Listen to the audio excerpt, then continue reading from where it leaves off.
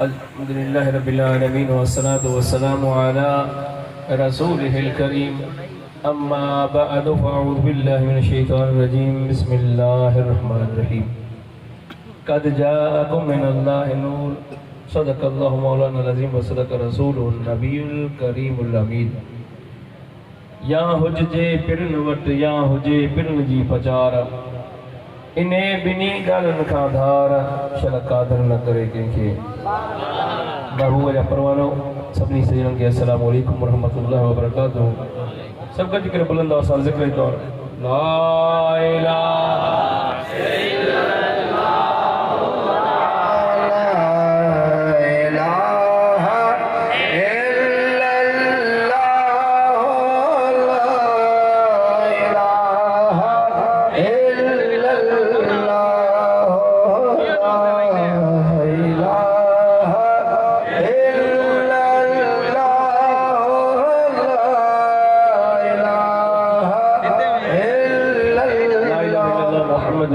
सल्लल्लाहु अलैहि वसल्लम जिक्र ख़बर मुझे आकाई दरबार में दुरूद सलाम में नजरानो इन अकीदे से गुम्बद खजरा मां तो असांखे महबूब ॾिसे थो सुञाणे थो तो असांजो दुरूद सलाम ॿुधी करे जवाब अता फरमाए थो। गॾिजी करे बुलंद आवाज़ सां सल्लल्लाहु अलैहि या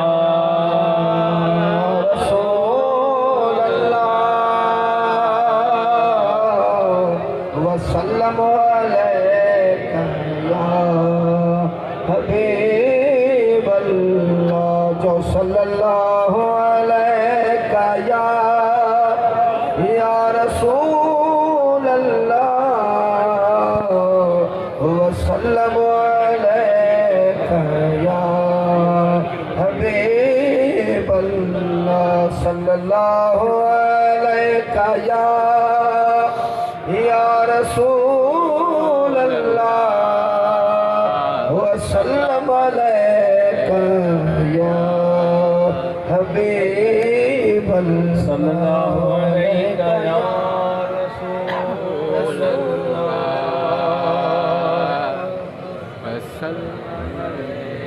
व अला आलिका सहाबिका या रहमतल लिल आलमीन। सुभान अल्लाह। मुझे महबूब जा परवानो तमाम सां खुश नसीबी है जो तमाम असां कि पांजे महबूब करीम कायनात जे सरदार सल्लल्लाहु अलैहि वसल्लम जो मीलाद नसीब है। किनखे कंहिंजी खुशी नसीब है किनखे कंहिंजी खुशी नसीब है तो असांखे महबूब मुस्तफ़ा जो मीलाद सुभान अल्लाह। मुझे महबूब जा परवानो ही सिर्फ तव्हां असां मुझे महबूब जो मीलाद न मुझे रब पाक भी मुझे महबूब मुस्तफ़ा जो मीलाद मल्हायो है। सुभान अल्लाह। नबियन भी मुझे महबूब मुस्तफ़ा जो मीलाद मल्हायो हुआ फरश्तन भी मुझे महबूब जे मीलाद मल्हायो हुआ। सरदार अली शाह ईअं खणी चवे त दुनिया जे ज़र्रे ज़र्रे महबूब मुस्तफ़ा जो मीलाद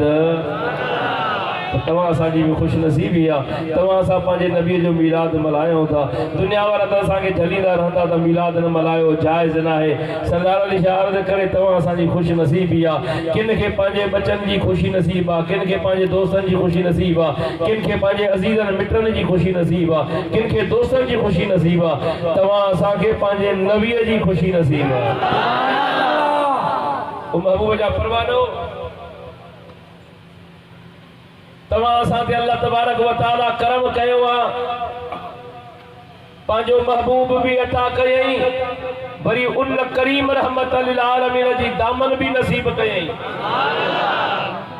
जे नबी ते तो कलमो पढ़ियो आहे उन नबी खे तू बेमिसल करे मञींदो आहे के दुनिया में तव्हां असांखे मीलाद जे लाइ झलनि नबी के सद करण जे लाइ झलनि करीम रहमत लिल आलमीन जे शान तव्हां असां बयान कयूं त उहो रोकियो वञे त नबी के इल्म रहे नबी हाज़िर नाज़िर न है नबी नूर न है हर तरह से सरदार अली शाह करे नबी जे लाइ छो एतिराज़ आहे पर अल्लाह तबारक व तआला बेन शैन के भी त इल्म अता कयो आहे। अल्लाह तबारक व तआला ॿियूं शयूं बि त नूर जूं ठाहियूं आहिनि, उन्हनि ते कॾहिं एतिराज़ ॿुधो आहे? हाज़ुर नाज़ुर ते एतिराज़, रब पाक ॿियूं शयूं बि त काइनात में हाज़ुर कयूं आहिनि, पोइ उन्हनि ते कॾहिं एतिराज़ थियो आहे? हर तरह सां नबीअ जे लाइ एतिराज़ त नबी नूर ना है तो बरउज़बिल्ला, नबी हाज़ुर नाज़ुर ना है, नबी के इल्म गैब ना है। ऐं सरदार निशान करे नबी जे लाइ एतिराज़ करे आम इंसान खे मञे त मौसमियात खाते वारनि खे ख़बर पवे थी, इल्म उन्हनि खे आहे, बाक़ी जंहिं कलमो पढ़े थो उन जे लाइ चवे इनकार थो करे, न नबी खे ख़बर कान्हे, मौसमियात ख़बर उन्हनि खे ख़बर आहे। अल्लाह अकबर, अल्लाह अकबर, इहो कहिड़ो ईमान आहे? तवज्जो रहे, मुख़्तसर अर्ज़ कंदो मुंहिंजे महबूब जा परवानो, अल्लाह तबारक व तआला तव्हां असांजे नबीअ खे नूर अला नूर को बणायो आहे, पर रब पाक ॿियूं बि शयूं नूर जूं ठाहियूं आहिनि। तवज्जो रहे, दुनिया में सभ खां पहिरियों मुझे महबूब करीम कायनात जे सरदार के नूर चवण वारो अल्लाह है। सब का पहिरियों कायनात में नबी के नूर चवण वारो केरा? बुलंद आवाज़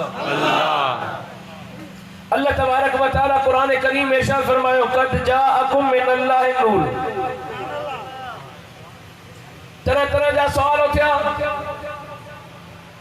किन चे त असां वांगुरु आयो आहे, अल्लाह जे तरफ़ खां लाहे आयो, जीअं असां आहियूं तीअं आयो आहे। ॿियो सवाल इहो थियो, आयो त अल्लाह जे तरफ़ खां आहे, पर असां वांगुरु आहे, असां वांगुरु आहे। रब पाक ॿिन्ही खे जवाब ॾिनो, न तव्हां वांगुरु आयो आहे, न वरी तव्हां वांगुरु आहे। रब पाक ॿिन्ही खे जवाब ॾिनो। तवज्जो रहे, जिन चयो त अल्लाह जे तरफ़ खां नाहे आयो, रब पाक कुरान करीम में इरशाद फरमायो, कद जाअकुम मिनल्लाहि, तहक़ीक़ तव्हां ॾे अल्लाह जे तरफ़ खां आयो। कंहिंजे तरफ़ खां? कंहिंजे तरफ़ खां? अल्लाह जे तरफ़ खां आयो। ओ मुंहिंजे महबूब जा परवानो, जिन चयो त अल्लाह जे तरफ़ खां आयो आहे, असां वांगुरु आहे, रब पाक फरमायो न तव्हां वांगुरु न आहे। रब पाक उन्हनि खे बि जवाब ॾिनो, मिनल्लाहि नूर, अल्लाह जे तरफ़ खां नूर आयो, अल्लाह जे तरफ़ खां, बुलंद आवाज़ सां, अल्लाह जे तरफ़ खां नूर आयो, तव्हां वांगुरु न आहे। अल्लाह तबारक व तआला फरमायो त मां पंहिंजो महबूब तव्हां ॾे नूर करे मोकिलियो आहे। छा करे मोकिलियो? छा करे मोकिलियो? मुस्तफा सल्लल्लाहु अलैहि वसल्लम के अल्लाह तबारक व तआला फरमायो त मां तव्हां ॾे नूर करे मोकिलियो आहे। ए दुनिया जा इंसान महबूब करीम कायनात जे सरदार जी हिन दुनिया ते आमन थी। ओ मुंहिंजे महबूब जा परवानो, हिते बि आमन थी त हिते बि चर्चो, वरी जे आसमान में जन्नत में तो वरी जन्नत में चर्चो। पहिरियों पहिरियों मिलाद मुंहिंजे महबूब मुस्तफा जो जन्नत में थियो आहे। ईअं न दिल छा रहे? तवज्जो रहे, सरदार निशान करे अल्लाह तबारक व तआला फरमायो, तहक़ीक़ तव्हां ॾे अल्लाह जे तरफ़ खां आयो। कंहिंजे तरफ़ खां? मोकिलबो उन खे आहे जेको पहिरियों कंहिं जाइ ते मौजूद हुजे। पहिरियों कंहिं जाइ ते, बुलंद आवाज़ सां, पहिरियों कंहिं जाइ ते। हाणे हिन मां साबित थियो त तो असांजो नबी रब वटि मौजूद हो। भला अचो त बाबू खां पुछूं नी, करीम रब वटि तव्हां कॾहिं खां वठी? तवज्जो आहे, जिब्राइल अमीन महबूब जी दरबार में करीम रहमत आलमीन फरमाया, जिब्राइल तुझी घणी उम्र, अरे के कुर्बान वञा, मूंखे उम्र जो पतो कोन्हे। करीम रहमत आलमीन जॾहिं अल्लाह तबारक व तआला मूंखे पैदा फरमायो, उन वक़्त न ज़मीन हुई, न आसमान, न सिज, न चंड, न जन्नत, न दोज़ख। मुंहिंजा महबूब का शइ कान हुई। करीम जॾहिं रब मूंखे पैदा फरमायो त उन महल जॾहिं जो मां निगाह खई, त हिक सितारे ते पई जेको चिमके पयो उन वक्त का भी शे न हुई एक सितारो चिमके पियो मुंहिंजी निगाह जीअं जो कयम उन सितारे ते पई उन सितारे खे ॾिसंदो रहियमि दीद कान हटी ॾींहं गुज़रंदा विया हफ़्ता गुज़रंदा विया महीना गुज़रंदा विया साल गुज़रंदा विया तां ते 70,000 साल दीदार कंदो रहियो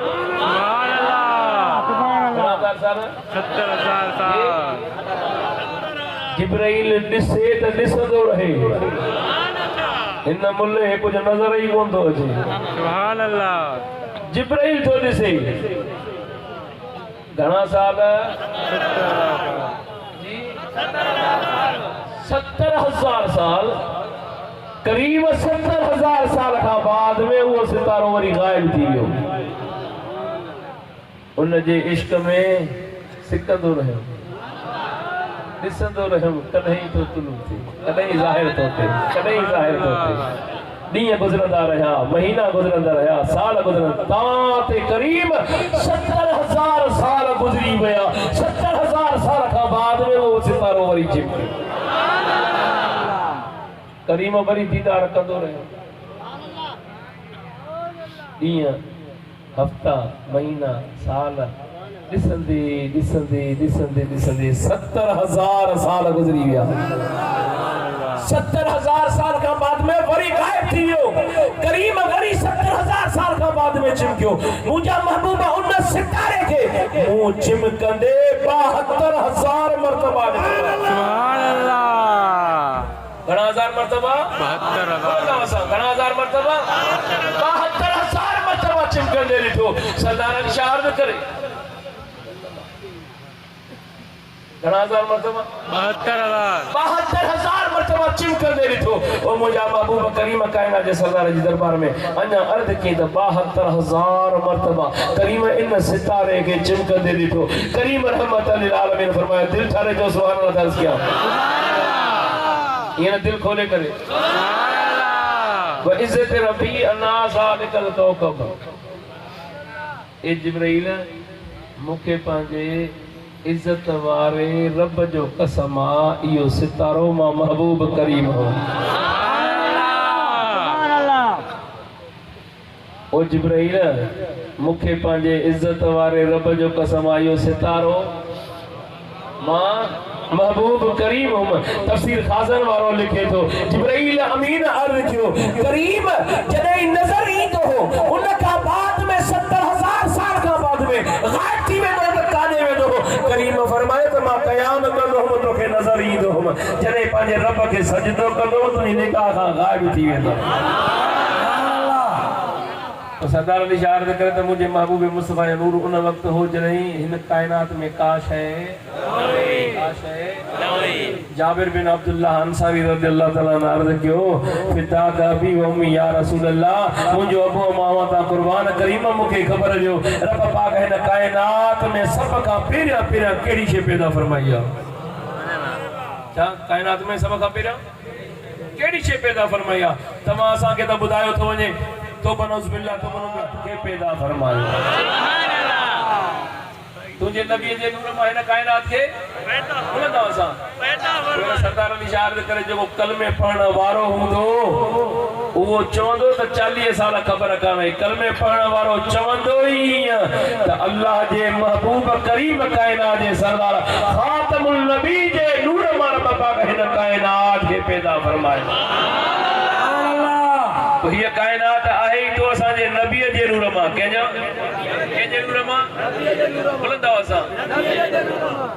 तो सरदार अली शाह अर्ज़ करे मुंहिंजे महबूब जा परवानो ये कायनात ही तो असांजे नबी जे नूर मां आहे पोइ इन मां तव्हां असांखे साबित थियो त रब पाक पहिरियां का बि शइ न पैदा फरमाई पहिरियों पंहिंजे महबूब मुस्तफ़ा जो नूर पाक पैदा फरमायो तो पंहिंजे महबूब मुस्तफ़ा जे नूर मां हिन कायनात खे पैदा फरमायो सरदार अली शाह अर्ज़ करे रब पाक जॾहिं हज़रत आदम अलैहिस्सलाम में रूह फूके करे ऐलान फरमायो फइज़ा सवैतहु व नफ़ख़्तु फ़ीहि मिन रूही फ़क़ऊ लहू साजिदीन पोइ जॾहिं मां हिन खे ठीक करे वठां हिन में पंहिंजो रूह फूकिया जी छा भुगिया रूह भुगिया उन जे वास्ते सब सजदे में किरी पओ तवज्जो रहे जॾहिं हज़रत आदम अलैहिस्सलाम में रूह भुगियो वियो हज़रत आदम अलैहिस्सलाम चुरपुर में आयो हज़रत आदम अलैहिस्सलाम मथो मुबारक मथे कई अर्श जे किनारे ते नूर ॾिठई अल्लाह जी दरबार में अर्ज कई फकाल या रब मा हाज़ा नूर मुझा मालिक ही नूर छा जो रब पाक फरमाता मुझे महबूब तमाम नबियन जे सरदार जो नूर ए आदम जे इनके पैदा न कया न जमीन न आसमान न सिज न चंद्र न जन्नत न दोज़ख ए आदम तोखे भी पैदा न कया सुभान अल्लाह ए आदम तोखे भी पैदा न कया तो सरदार निशार करे हाने गाल बुध फैसलो तू कर जे महबूब मुस्तफा जे करे जमीन भी महबूब मुस्तफा जे करे आसमान भी महबूब मुस्तफा हर शय महबूब मुस्तफा जे करे अल्लाह तबारक व तआला फरमाए ए आदम पांजे महबूब के पैदा न कया ए आदम तोखे भी पैदा न कया सुभान अल्लाह यानी ने साबित थियो त ये कायनात तो असांजे नबी जे करे आ तवज्जो रहे हदीस कुदसी में अचे तो रब पाक फरमायो ओ मुजा महबूब जी मुजा रब ओ मुजा महबूब जे मां रब तोखे पैदा न कया कोया भी गलायो मारा बच्चों के भी पैदा न कया हा त मां पंहिंजी रबूबियत ज़ाहिर न कया हा यानी रब थियण ज़ाहिर न कया हा रब थियण ज़ाहिर कयो अथव त मुंहिंजा महबूब तुंहिंजे करे ज़मीनो आसमान तुंहिंजे करे जन्नत दोज़ख तुंहिंजे करे सुभान अल्लाह सरदार निशार करे ये हर शे महबूब मुस्तफा जे करे आ रब पाक जी रबूबियत ज़ाहिर करन भी महबूब मुस्तफा जे करे पोइ ये फैसलो तवा कयो इयो मुझे रब जो मिलाद सुभान अल्लाह ये न दिल ठारे करे मुझे रब जो मिलाद सरदार निशार करे नबियन मिलाद किए मनायो मीसाक वारो वायदो केड़ो वायदो केड़ो वायदो रब पाक फरमाए नबियो मां तवा के नबूवत जा मुजो महबूब खातमुन नबी तवा जी अची करे तवा जी नबूवत जी तस्दीक करे कई गवाही दे ए रसूलो गाले कया रिसालत जा किताब जा ओ इनन जी मुजो महबूब अची तस्दीक करे क्या करे अदा तस्दीक वो कंदो आ जो दिसंदो आ ना सरदार निशार करे त जने न नबियन के नबूवत विरहाई पे नबियन के नबूवत जी ता आम तौर सा दिसंदा हो मुहर्रम मुबारक मुहम्मदुर रसूलुल्लाह सल्लल्लाहु अलैहि वसल्लम केरी मुहर्रम गलायो मुहर्रम मुबारक छा लिखियल मुहम्मदुर रसूलुल्लाह इया जेका मुहर्रम मुबारक आ इया सिर्फ मुझे महबूब मुस्तफा जे लाए इया मुहर्रम मुबारक इया मुहर्रम मुबारक जेका है मुझे महबूब मुस्तफा जे बिनी कुलड़न जे विच ते लिखियो मुहम्मदुर रसूलुल्लाह ऐ बेन नबिन जे हजरत आदम अलैहिस्सलाम रिवायत मिलती हजरत आदम अलैहिस्सलाम जे बिनी कुलड़न जे विच ते लिखियला मुहम्मदुर रसूलुल्लाह खातमुन नबी ये दिल ठारे करे मोहब्बत जो इज़हार करे मुहम्मदुर रसूलुल्लाह बुलंद आवाज़ मुझो मुहम्मदुर रसूलुल्लाह तवा जो खातमुन नबी मुहम्मदुर रसूलुल्लाह मुहम्मदुर रसूलुल्लाह कि हजरत आदम अलैहिस्सलाम के साबित है तो सरदार अली शाह जो 1,24,000 कमा बेश नबियन से साबित है सुभान अल्लाह जब नबियन से मोहर लगी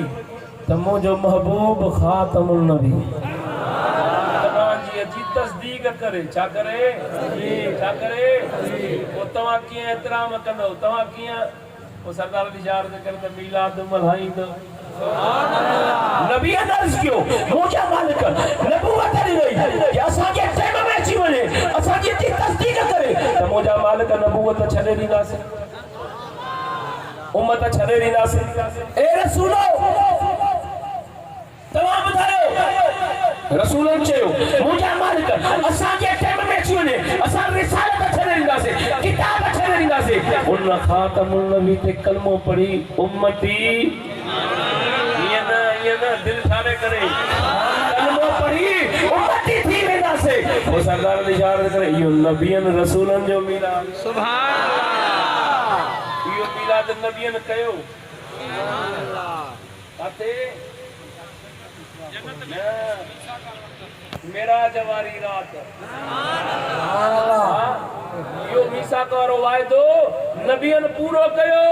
कदे मेरा जवारी रात जने न मुझे महबूबा परवानो महबूब करीम सभी नबियन के नमाज पढ़ाई नमाज खाद में हजरत आदम अलैहिस्सलाम का वठी करे 1,24,000 का मोबेश नबियन पांचो नालो बुधाईदा पांचो शान बुधाईदा ओ मुझे महबूबा परवानो एतरे कई हर एक नबी रसूल पांजा मौजज़ा बुधाईदा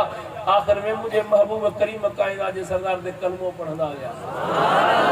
हजरत आदम अलैहिस्सलाम का वठी करे 1,24,000 के मोबेश नबी पांचो शान बुधाई दे पांजा मौजज़ा बुधाई दे मुझे मेरा दोस्तों रब महबूब करीम कायनात जे सरदार दा ओ मीसा वारो वायदो पूरो कयो दिल ठारे करे वो सरदार इशारा करे वो मुझे महबूबा परवानो हाने आई फरिश्तन जी वारी के जी वारी जी फरिश्तन जी वारी मुझे महबूबा परवानो रब पाक फरमायो फइजा सवैतु व नफख्तु फीहि मिन रूही फक़ऊ लहु साजिदिन तो जने माइल के ठीक करे वठा हिन में पांचो रूप हो गया उन जे वास्ते सब सजदे में गिरी पो सब सजदे में गिरी पो बुलंद आवाज सब सजदे में सब सजदे में गिरी पो वो सब फरिश्ता सजदे में गिरी पया सब फरिश्ता सब फरिश्ता सजदे में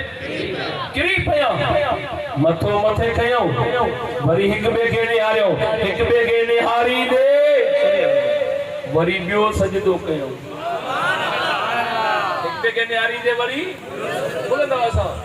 जॾहिं जो बे सजदे में गिरियो रब पाक फरमायो फरिश्तो मां रब तव्हां खे हिकिड़ो सजदे जो हुकुम कयो त मुंहिंजे नबी खे सजदो कयो ॿियो सजदो छो सजदो छो अर्ज़ के मुझा मालिक खालिक असा मां हिकिड़े फरिश्ते लोहे महफूज में पढ़ियो काथे पढ़ियो लोहे महफूज में पढ़ियो त रब जो हुकुम थींदो त मुंहिंजे महबूब खे सजदो कयो हुकुम थींदो ओ हिननि मां के मां यानी जन्नत जे रहण वारन मां काथे जन्नत जे रहण वारन मां हिनन मां रब जो जो हुकुम न मञींदो नबी खे सजदो न कंदो को रब पाक उन खे जन्नत मां तड़े करे क़यामत ताईं लानत जो तोप ॾेई तड़े छॾींदो मुंहिंजा रब तो हुकुम कयो असां तुंहिंजे नबी खे सजदो कयोसीं जॾहिं मथो मथे कयोसीं हिक ॿिए खे निहारियोसीं असां सभिनी फरिश्तनि तो रब जो हुकुम मञियो ऐं तुंहिंजे नबीअ खे सजदो कयोसीं पोइ सरदार अली शाह अर्ज़ करे मुंहिंजा मालिक खालिक असां ॿियो सजदो तो रब जी दरबार में शुक्राने जो कयोसीं असां तो रब जो हुकुम मञियो ऐं तुंहिंजे नबीअ जी अताअत कईसीं असां तुंहिंजी दरबार में ॿियो सजदो कयोसीं मुंहिंजा रब तुंहिंजो शुक्र आहे सुभान अल्लाह रब तुंहिंजो यो शुक्र चाहे वो सरदार अली शाह अर्ज़ करे इहो ई तो मुझे महबूब जो मिलाद आहे सुभान अल्लाह हेॾे तवज्जो सभिनी फरिश्तनि सजदो कयो वरी ॿियो सजदो रब जी दरबार में मुंहिंजा मालिक शुक्राने जो सजदो पर यार उते हिकिड़े सजदो न कयो ये उते हिकिड़े सजदो सरदार अली शाह ये खणी चवे उते हिकिड़े मिलाद न मल्हायो उते हिकिड़े मिलाद न मल्हायो उन त असां उते हिकिड़े मिलाद न मल्हायो हाणे फरिश्तनि मिलाद मल्हायो रब फरमायो ए फरिश्तो जी मुंहिंजा मालिक हाणे तव्हां जन्नत में रहो सुभान अल्लाह काथे रहो हाणे हेॾे तवज्जो उते हिकिड़े रब जो हुकुम न मञो नबी के सजदो न कयई रब पाक तड़े से मथो रब पाक तड़े से नथो रब पाक पुछेस तो पर सरदार अली शाह अर्ज़ करे रब पाक न पुछे सा तो सा की खबर पवे सुभान अल्लाह। पर हेॾे तवज्जो पर इने तारफ़ तव्हांखे थोरो घणो करायां न इने तारफ़ त हुजे ज़रूरी हाणे चए जन्नत में रब जो हुकुम न मञो नबी खे सजदो न कयो उन जो तारफ़ इहो आहे त उनखे इब्लीस सॼो वेंदो छा पैदाश दोज़ख जी आहे काथों जी आहे जी दोज़ख में इबादत कई ज़मीन ते आयो ज़मीन ते इबादत कई ॿी ज़मीन ते आयो टी ते चौथी ते पहिरीं ज़मीन ते पहुतो हिते बि इबादत कई पर किन रिवायतुनि में अचे थो त वणनि ते बि सजदा कई वणनि जे टामिन ते बि सजदा कई छा तवज्जो इब्लीस जी ॻाल्हि थी हले हेॾे तवज्जो सुभान अल्लाह बाद में कंदासीं तवज्जो रहे काथे सजदा कई वणनि ते त सजदा कई पर वणनि जे टामिन ते बि सजदा कई रिवायतुनि में अचे थो त चपे चपे ते सजदा कई ॿेड़ी जे विख विख ते सजदा कई सतनी ज़मीननि ते सतनी आसमान ते वञी जन्नत में पहुतो काथे पहुतो किन रिवायतुनि में अचे थो त 6 लख साल सजदा कई किन रिवायतुनि में अचे थो त 6 करोड़ साल सजदा कई घणा साल 6 करोड़ अॼुकल्ह जो 40 साल उमिरि आहे घसाए हल चुटो थी वियो जंहिं दुनिया जी काई शइ न छॾी हूंदी उनजो बि त ज़रूर कुझु हूंदो न जी पर सरदार अली शाह करे ॻाल्हि ॿुध का टुकड़ी न छॾे जन्नत में वञी इबादत करणु लॻो इबादत कंदे कंदे कंदे उते बि इबादत न छॾियईं उते भी इबादत कंदो रहियो जॾहिं जो उते इबादत करणु शुरू कई रब पाक फरमाए हाणे इनाम थो ॾियां मुंहिंजा मालिक कहिड़ो इनाम इहो थी त हाणे मुंहिंजे नूरी फ़रिश्तनि खे पढ़ा मुंहिंजे नूरी फ़रिश्तनि खे अञा इबादत करणु लॻो रब पाक फरमाए हाणे ॻाल्हि ॿुध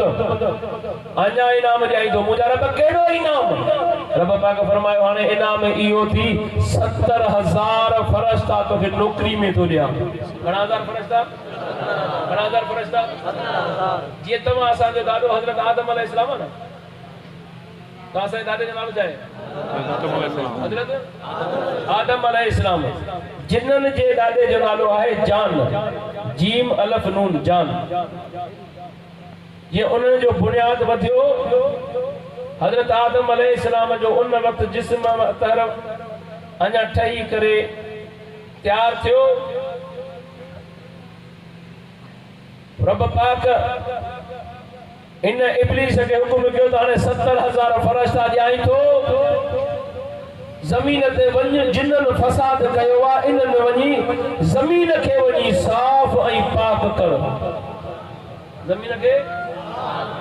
इन्हनि जिन्हनि खां वञी साफ़ पाक कर किन खे समुंड जे हवाले करे छॾ किन खे को काफ़ जे तरफ़ ॿधी करे हवाले कर मुंहिंजा प्यारा दोस्तो हिते जो आयो 70,000 फ़रिश्ता किन खे माराए छॾे किन खे ॿधी करे जेको आहे पहाड़ जे तरफ़ उछलाए छॾे अल्लाह अकबर मुंहिंजा प्यारा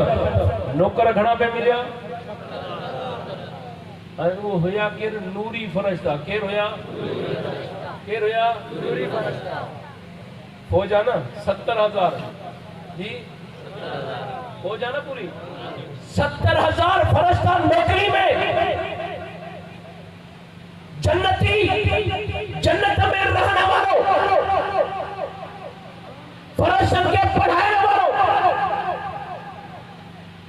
रब पाक उनके तड़े न तो पूछे तो तव्हां असांजे करे त जीअं मुंहिंजे महबूब जे परवाननि खे ख़बर पवे त मीलादी केर आहे इनकारी केर आहे रब पाक हर शइ जो मिक़दार ठाहियो आहे इक़रार भी आहे इनकार भी आहे सुभान अल्लाह इक़रार भी आहे इनकार भी आहे जन्नत भी आहे याद आयो जिन नबी के सजदो कयो रब जो हुकुम मनो नबी जी अताअत कई रब पाक फरमायो जन्नत में रहो सुभान अल्लाह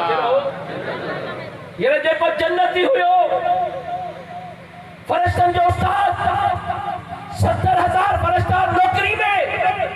रब पाक ने को पूछो काल या इब्लीस मालक अला तकून मा साजिदीन, ए इब्लीस तोखे केड़ी शे रोकियो जो तो सजदे कंदरन जो साथ न दिनो। हेदे तबज मुझे बाबू जा परवानो सरदार अली शाह ये कणी चवे तो मीलाद करण वारन जो साथ। सुभान अल्लाह। हथो चवे तो काल लमा कुल असजद ले बशर, मुखे चंगो न लगो जो मां बशर के सजदो किया। अल्लाह अकबर। जन्नती जन्नत में रहने वालो, फरिश्ते के उस्ताद फरिश्तन के पढ़ाने वालो, मुझे प्यारा दोस्तों सुपर सालार फरिश्तन जो सुपर सालार 70,000 फरिश्ता। पर रब पाक मुझे बहुजा परवानो नबी के हिकड़े वो बशर से रब पाक फरमान फखरुज मिन्ना फइन्नका रजीम व इन्न अलैका लअनत ला फखरुज निकल मुझी जन्नत में तू मरदूद। सुभान अल्लाह। सुभान अल्लाह। तेरा मरदूद निकली वाली मुझी जन्नत में तू मरदूद। तो ते लानत जो तो का दिहाड़े क्या पता लगे तो क्या सजे जी दिहाड़े क़यामत ताईं दिहाड़े मेरे तवज्जो मुझे बहु जा परवानो रब पाक मुझे बहु नबी रब पाक जे नबी के घणा दफा बशर सजेई घणा दफा बुलंदा वासा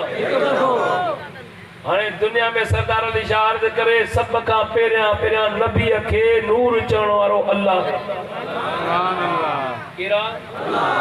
नबी के नूर चवण वारो केरा ऐ दुनिया में सब का पेरिया नबी के बशर चवण वारो केरा अल्लाह जी। हां हाने जको चवे नबी तो बनूस बिल्ला असा अंगुरा ऐ तवा असा के वरी आम तौर छा चवण तो साईं बस नबी पान चयो सुभान अल्लाह। अन बशर मिस्लुकुम नबी पान चयो तो तवा उन जो इनकार कंदो असा करे इनकार कयो असा त इनकार ही कोन कयो जेको तवा के चवे त नबी पान चयो अन बशर मिस्लुकुम तवा असा उन के छा चोदासे तू सही है तू सही है बोलदा सा तू सही है तू सही है। साहबा करम रोजा रखियो हिकड़ो दी शाम थी महबूबन करीम के चवंदा महबूब करीम कायनात जे सरदार रोजो न खोलियो साहबा भी न खोलियो। सुबह जो टाइम थे महबूब करीम कायनात जे सरदार सुबह जो भी न खादो साहबा भी न खादो। शाम थी महबूबन करीमन के साहबा ॾिठो वरी शाम जो भी न खाधो 3 ॾींहं जो गुज़रिया तो वरी टेक ॾेई पिया लॻा। महबूब करीम कायनात जे सरदार फरमायो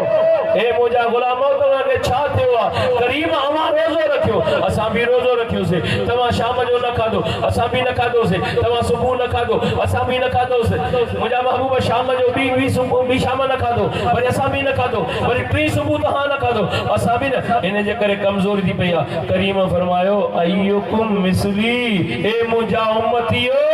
तव्हां मां केरा मुंह जहिड़ो। यो आहे कलमे पढ़ण वारन जे लाइ हुकुम के जे लाइ हुकुम जे करीम के मुहम्मद रसूलुल्लाह करे मञो वा यो उन जे लाइ हुकुम अय्युकुम मिसली छा उम्मती जे लाइ चाहे केरा तहमा मुंह जहिड़ो गुलामन त चयो त असां तोखे नूर बेमिसल मञो आहे हाज़िर नाज़िर बेमिसल मञो आहे इल्म ग़ैब तुंहिंजो बेमिसल मञो आहे। ओ मुंहिंजा महबूब तूं त बेमिसल आहे पर तुंहिंजा ग़ुलाम भी बेमिसल आहिनि। ओ मुंहिंजा महबूब तुंहिंजी आल भी बेमिसल आहे तुंहिंजा सहाबा भी बेमिसल आहिनि। करीम तूं ते कलमे पढ़ण वारो तुंहिंजे सहाबा खे भी बेमिसल मञींदो आहे तुंहिंजे अहल बैत खे भी बेमिसल मञींदो आहे। वरी महबूब करीम कायनात जे सरदार जॾहिं कुफार सां वेठा त करीम रहमतुल्लाह अलैहि फरमायो मुहम्मदुर रसूलुल्लाह उन्होंने काफिर ने चयो त असा मोहम्मद रसूल के मञा ही कोन था असा तो मञूं था मोहम्मद बिन अब्दुल्लाह के। करीम रहमतुल्लाह अलैहि ने फरमायो छेड़ो आहे ही कोन न मञो त न मञो तव्हां घबराए छो था। अन बशरुम मिसलुकुम घबरायो न मां तहां जहिड़ो मां तहां जहिड़ो के फरमायो काफ़रनि खे कंहिंखे फरमायो पोयां थी ॻाल्हायो मांजे मुंहुं जो आवाज़ वेठल आहे पर मुंहिंजे लॻे थो तव्हांजो बि आवाज़ वेठल आहे छा कंहिंखे अन बशर मिस्लकुम कंहिंखे फरमायो पोइ हाणे जेको तव्हांखे चवे त नबी चयो आहे अन बशर मिस्लकुम पोइ सियाणा सम्झी वञिजो सरदार अली शाह नथो चवे तव्हां पाण सियाणा सम्झी वञिजो अन बशर मिस्लकुम कंहिं चयो आहे कंहिंखे फरमायो बुलंद आवाज़ सां कंहिंखे हथ मथे करे भेज दस्तगीर नाले दिल ठारे करे सरकार की आमद मदनी की आमद सोहने की आमद दस्तगीर तवज्जो रहे कलमे पढ़ने वारनि खे फरमायो अय्युकुम मिस्ली तमामा केरा मुंह जहिड़ो ऐं मुंहिंजे महबूब जा परवानो जंहिं चयो असां मोहम्मद रसूला करे मञो ई कोन था असां मोहम्मद बिन अब्दुल्लाह करे था मञो पाण फरमायो जहिड़ो आहे ई कोन अन बशर मिस्लकुम मां तव्हांजे मिसल बशर आहियां पोइ हाणे सियाणा सम्झी वञो नबीअ उन खे चयो आहे त मां मूं जहिड़ो केरु आहे जेको कलमे पढ़ण वारो आहे नबीअ खे मञण वारो आहे जिन चयो त असां मोहम्मद रसूला मञो ई कोन था करीम फरमायो जहिड़ो आहे ई कोन अन बशर मिस्लकुम मां तव्हांजे मिसल बशर आहियां पोइ सरदार अली शाह अर्ज़ करे पोइ मुंहिंजे महबूब जा परवाना त जेको कलमे पढ़ण वारो आहे अदब वारो आहे उहो कॾहिं बि न चवंदो मुंहिंजो महबूब मूं जहिड़ो आहे न न सरदार अली शाह अर्ज़ करे त मुंहिंजे महबूब करीम कायनात जे सरदार जे ग़ुलामनि जे ग़ुलामनि जे ग़ुलामनि जे ग़ुलामनि जहिड़ो ई कोई दुनिया में कोन्हे को साहबा इकराम जो मक़ाम ई निरालो आहे पोइ सरदार अली शाह अर्ज़ करे ते मुझे महबूब जा परवानो तव्हां असांखे पंहिंजे नबी खां परे कयो थो वञे नबीअ खे नूर जो इनकार करे तव्हां असांखे मिसाल ॾिना था वञनि तव्हां असांखे बेवकूफ़ बणायो थो वञे तरह तरह जूं ॻाल्हियूं करे जब नबी नूर आहे त नूर काशे जणींदो आहे छा सरदार अली शाह ने को सवाल जो करे पर ॿुधा त पत्थर काशे जणींदो आहे छा रब जी मर्ज़ी आहे न जे तो असांजी अख में नूर ज़री ॾे संदसि मर्ज़ी आहे तो असांजी अख में छा आहे पखीअ जी अख में पोइ इहो नूर मिलियो छो आहे छाजे करे मिलियो आहे ये कायनात ख़ल्क़ी रब पाक महबूब मुस्तफा जे करे हेतो असांखे नूर मिलियो महबूब मुस्तफा जे करे पर सरदार अली शाह करे इहो नबी जे करे नूर मिलियो छो मक़सद छा आहे छो त ये कायनात सॼी ठहियल ई मक़सद सां आहे ये कायनात सॼी मक़सद सां ठहियल आहे पोइ सरदार अली शाह करे ॻाल्हि ॿुध तो असांखे नूर इन जे करे मिलियो त मतां तूं मुंहिंजे नबीअ जे नूर जो इनकार करे मां रब तोखे नूर ज़री ॾियां थो पंहिंजे नबीअ खे सरापा नूर बणायां थो एतिराज़ करणो थी त पोइ हिन अख वारे नूर ते कजां जी पोइ जेके इहा अख न आहे न उन खां पुछी ॾिस तूं चवे थो नबी खे पावर न आहे रब पाक तोखे ज़री नूर जी ॾिनी आहे ज़री घणी ज़री ऐं ज़मीन ऐं आसमान जो मुफ़ासिलो 500 साल तेज़ रफ़्तार सवारी डोड़े घणा साल हाणे सरदार जा तो सवाल थो करे तुंहिंजे अख जी ज़री में रब पाक पावर केतिरो रखियो आहे 500 साल जो मुफ़ासिलो आसमान जे तरफ़ तव्हां निगाह कंदा हो त घणनि ॾींहंनि खां पोइ तव्हांजी निगाह पहुचंदी आहे जी नहीं रही है किया हूंदो 500 साल जो मुफ़ासिलो तव्हांजी अख जो अख तव्हांजी सेकंडनि में जी जी ॻाल्हायो न त हाणे ई तजुर्बो करे ॾिसो मथे ॾिसो यार आसमान खुलियल आहे जी पर जे तव्हां असांजी अख में इहो कमाल आहे त ज़मीन ते वेही करे 500 साल जो मुफ़ासिलो एक पलक में करे तो जेको सरापा नूर हूंदो उन जो कमाल छा पोइ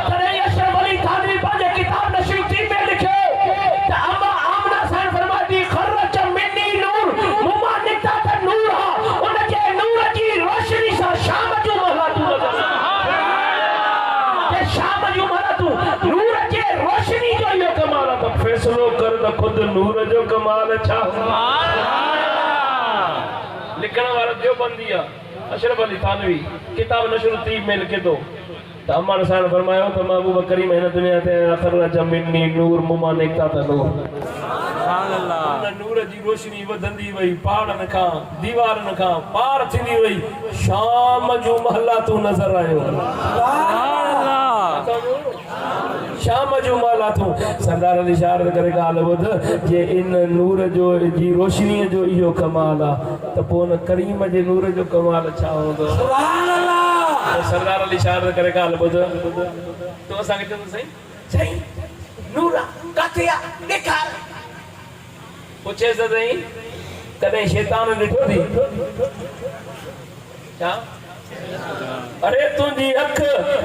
जेके रब पाक क़यामत ताईं लानत दिनी लानती के नथी दिसे नूर के कानो सुभान अल्लाह फिर हक हुआ तो करना उन के तो दिसे समझदा ना लगे तो ता जो ने क्या सच्चे तो जी थोड़ो घणो अचे तो हथ मथे करे बैठो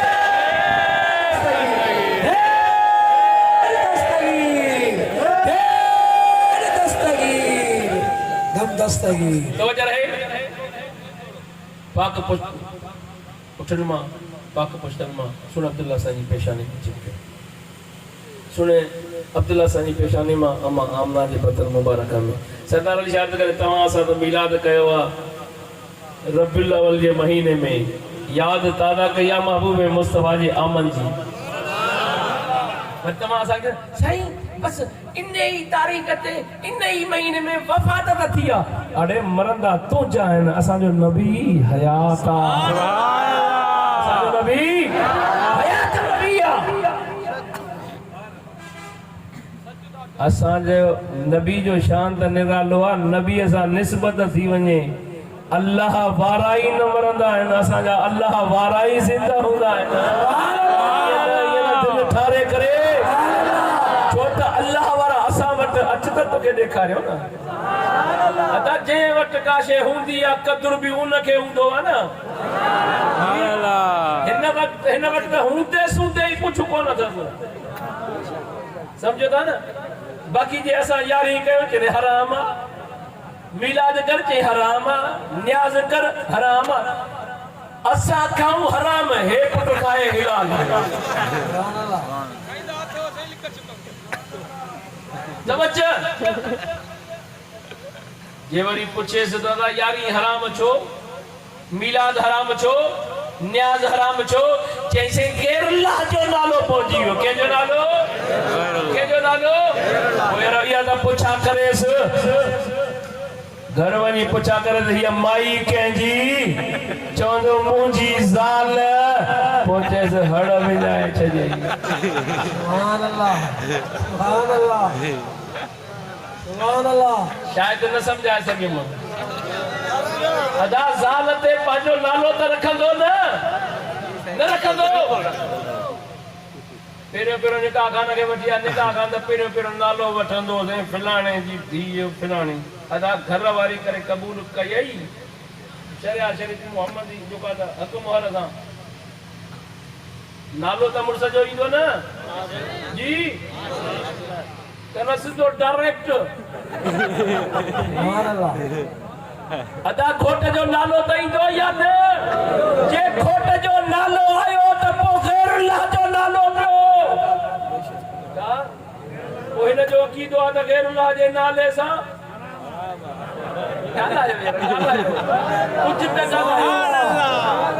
पर जेको टनाटन सुन्नी या टनाटन कादरिया वो गालाए बाकी बेओ संगे खपे भी न असा के पक्का असा जे महफिल में वो हुंदो जेको टीटीएस टीटीक्यू हुंदो यानी टनाटन सुन्नी टनाटन कादरी हुंदो बेओ कोई भी असा जी महफिल में नहीं दो सुभान अल्लाह हवा लगे हेडो जो हेडे सरदार अली इशारत करे असा के मुर्शिद उवा मुजा पर सुती नी आ जेको मुजा बाबू जा परवान वनो दस्तगी रखे दामन में हथ विझंदो वो लुटंदो न आला हज़रत के दामन में हथ विझंदो वो लुटंदो वो लुटी न था सके छो त उन जे मथा हथ जो जे मथा हथ जो सुभान अल्लाह वो किए लुटंदो बेशक मुर्शिद लुटण वारा प्या लुटंदा हा पर सरदार ने याद करे गाल बुध हितो असा के चवे तो पर गाल तो बुध जरूर औलाद भी तो थींदस ना पूछे जे पुट के जो सुभान अल्लाह न सही गेरुल्ला जो नालो कीअं विझंदो बादशाह जी सुभान अल्लाह निकाह लाइ कहिड़ो पढ़ंदो निकाह कोन लाइ कहिड़ो नालो लिखंदो आहे न डायरेक्ट लिखंदो आहे सही किला निकाह खान का पूछा के नालो कहिड़े नाले सां लिखंदो आहे गेरुल्ला जे नाले सां या डायरेक्ट सुभान अल्लाह तव्हां असांजे निकाह खान सां हाली त असां पीर मौलवी वेही सुकी वेंदा हुते छो कि निकाह कान अचे सही तोखे ॿियो कोई निकाह त खणी तव्हां पढ़ो दुआ त तव्हां लिखण वारो त अचे न सुभान अल्लाह लिखण वारो जैसे पन्नो न त कम कोन थींदो वो सरदार अली यार दे करे जैसे लिखण वारो अचे तेसे रुपई जमी वञनि वाला यार हिन जो केर तो लिखे या खबर ही काने त लाए डायरेक्ट अलाए अल्लामा मौलाना जो नालो आ पर जे यार घर वारी ते नालो पयो गैरुल्लाह जो छो त सरदार अली शाह अकीदे जी गाल को करे सुभान अल्लाह के सरदार जी टोक टटो न थो करे अकीदे जी गाल जे गैरुल्लाह जे नाले सा इयो अकीदो वा त पो सरदार अली शाह तो के इयो बुधाए हिन कायनात में का हिकड़ी भी शय हिलाल कर देखार उनके अकीदे मुताबिक जे गैरुल्लाह जे नाले सा तो सरदार अली शाह करे कुरान पाक सारो गैरुल्लाह जे नाले सा है जी तो तुझी फतवा गैरुल्लाह जे नाले कुरान पाक दे फतवा तुझी केड़ी आ यारी त हराम चवे तो मिलाद त हराम चवे तो न्यास त हराम चवे तो वो सूरह बकरा जे ला तुझी छा फतवा है सूरह नमल जे ला तुझी छा फतवा है आल इमरान जे ला तुझी छा फतवा है पूरो कुरान गैरुल्लाह के नाले सा है तो कुरान जे ला भी तुझी फतवा हुजण खपे ना वो तो तुझे अकीदे मुताबिक कुरान भी सही ना है तो सरदार अली शाह ने करे न न कुरान ते नालो पियो तो कुरान पाका गैरुल्लाह जो नालो पियो तभी कुरान तो को सरदार अली शाह ने करे कि अगर कुरान पाक ते जी जो नाला आया तमा असा के सबक मिलियो तो कुरान नाले गैरुल्लाह जे नाले थियण सा उहा शे हराम न थींदी आ हराम पर गाल बुध तमा असा चोंदा त यारी जो दांदा है मिलाद जो दांदा है न्याज जो दांदा ये नहीं नाला खड़ा चंदा यारी जो नालो एक मिलाद जो नालो आई न्याज जो नालो आई पूछे हे सही कंदो आ सुभान अल्लाह घणा नाला गालायो को हाणे मुखे बुधा त असा को अगे थव हराम खाइण में असाई त यारी पाक आ बारे भी न्याद भी छो त असा जो अकीदो इहो आ त गैरुल्लाह जे नाले पण असा उहा शे हराम हां गैरुल्लाह जे नाले सा कोन हराम आ छा गैरुल्लाह जे नाले सा कोन हराम हां ता असा में दुकान ते ओसेंदा केड़ो आदा खुश हादा खुश बस वही था जो बात मुर्गी 10 कुसी वही वंद से चाय पियंदे बोतल पियंदे गुरकेर इया शे हराम जदे बे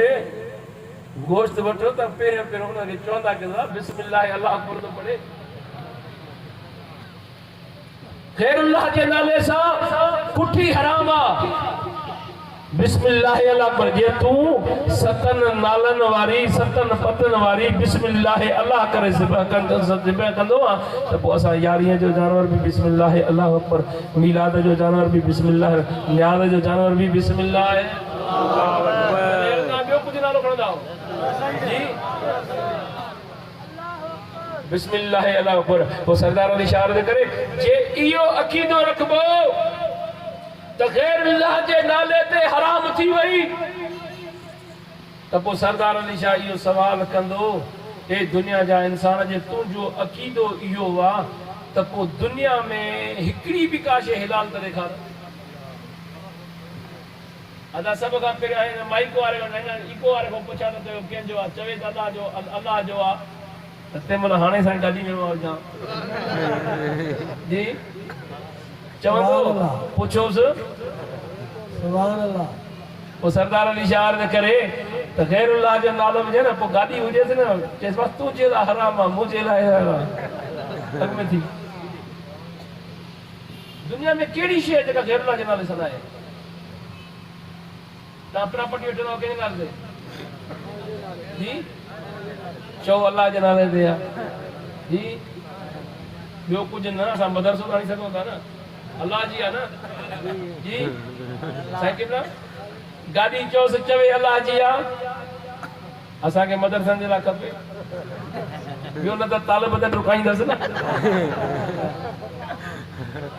जी यार काइनात में हिकिड़ी का शइ ॾेखार त सही तुंहिंजी प्रॉपर्टी तुंहिंजे नाले ते ग़ैर अल्लाह जे नाले ते सरदार अली शाह करे त तव्हांखे मिसाल में मां ॾिनो जे घर वारी पुछे त चवंदो मुंहिंजी आहे पोइ सरदार अली शाह अर्ज़ करे त पोइ हाणे तव्हां पाण सम्झो त ग़ैर अल्लाह जो नालो पियो जंहिंजो इहो अक़ीदो आहे त ग़ैर अल्लाह जे नाले सां हराम आहे त कोई आलम सगुरा वेठा आहिनि तव्हांखे फतवा ॾींदा त ग़ैर अल्लाह जे नाले सां पोइ घर वारी जे लाइ छा थींदो साईं किबला कुझु थींदो या न जंहिंजो अक़ीदो इहो हुजे त ग़ैर अल्लाह जो नालो पियो हाणे जे घर वारी ते नालो पियुसि सुभान अल्लाह पोइ हिलाल थी अलाए न शरई मसइलो आहे सरदार अली शाह सिर्फ़ु टोक टटो नथो करे जे उनजो अक़ीदो इहो आहे त ग़ैर अल्लाह जो नालो पियो उहा शइ हराम थी वई अदा जे असां नालो विधोसीं पीरनि जे पीर दस्तगीर जो हे दांत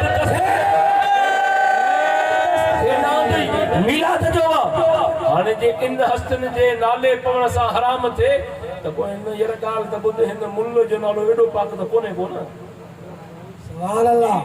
ॿियो जे हिन जो नालो के माईअ ते पए थो छा था सम्झो जी